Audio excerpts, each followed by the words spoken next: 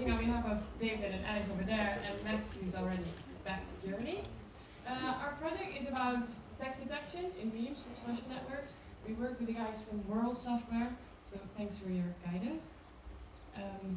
I think the project objective is quite clear when we refer to Cambridge Analytica, for example.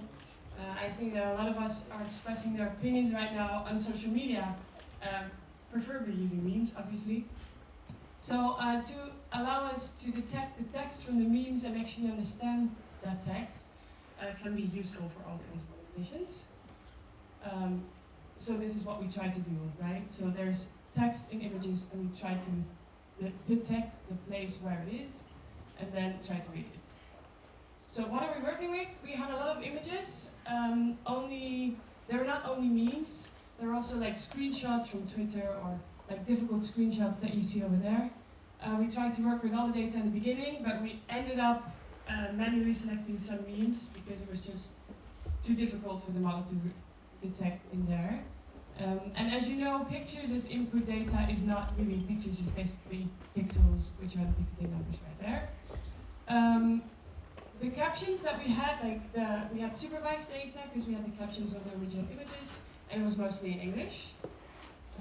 So then next, so none of us have ever worked with a computer vision project before, so I'll just go over the basic steps that we did. First of all, this is our basic pipeline.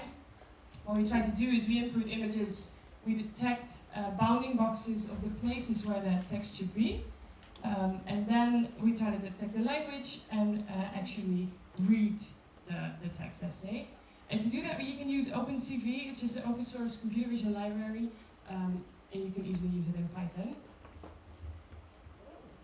Okay, so this text detection part, we've used EaseModel for that, which is a pre-trained CNN. Pretty easy to use, to be honest. And what it does is it detects the bounding boxes of specific words. Then we use non-match suppression because if the bounding boxes are too overlapping, we try to exclude at least one, because otherwise the words are really double. And then the second part, we've used Tesseract, which is actually sponsored by Google. And what this does is the RI, which is the rectangular of interest, so the bounding box, it actually detects the text.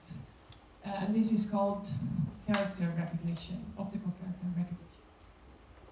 So this is a demo of what it actually does. This was a very, the model at the beginning, so you can go over the image and it detects sometimes good, sometimes bad, but it's actually stated there. Then, how to evaluate this is not so straightforward as accuracy in normal classification problems. We used area of overlap divided by area of union. We created a set of unique words and tried to find similarity in that. And initially we got this score, which is hard to interpret as well, but we mostly used it for model comparison, so can we improve this score, let's say.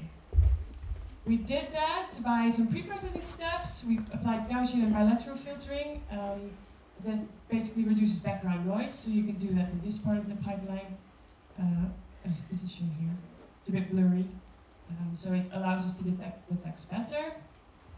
Then you can also do sharpening after, which makes total sense, right? As you can see here, the lines are getting a bit sharpened, and we use grayscale because the Tesseract needs that, and then binarization. It just makes the text more clear given the background. And also we try to do spell checker. So instead of just randomly outputting parts of the word, we applied a spell checker over that basically created a better word out of it. It's based on Levenshtein distance, so we only allowed for 2 characters to change. And all of this basically improved the baseline model that we had. Here are only the ones that actually worked are depicted.